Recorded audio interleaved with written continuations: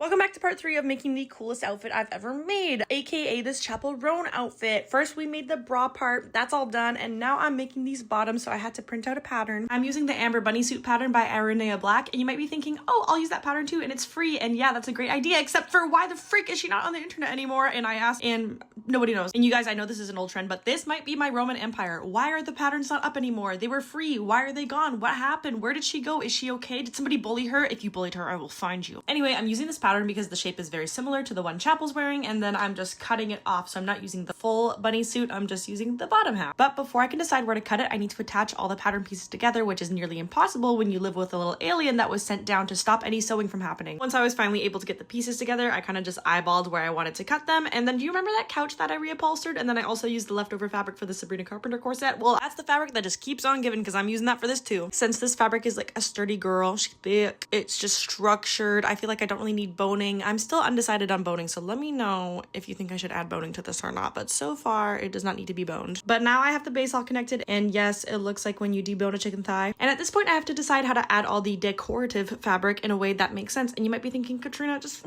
look at the picture I have, and I'm even more confused. In this picture, see how it's all burgundy on the edges where the little swoop-de-doo is, but in this picture you can see that there's sparkly shit there that I did not buy, and in this picture I don't know what the back looks like still. I'm trying to figure that out, which just leads me to having to improv a little bit, which is fine because as long as it looks hot still, who cares if I gotta get a little creatively liberal with it. Now I'm gonna do my best to attach the front pieces the way they look in the pictures that I saw, but let me know if you have any ideas for the back, or if you have any more reference photos you could share with me. I would appreciate that. But anyways, that's it for part 3, and make sure you're following so you can see part 4, and I'll see you really soon.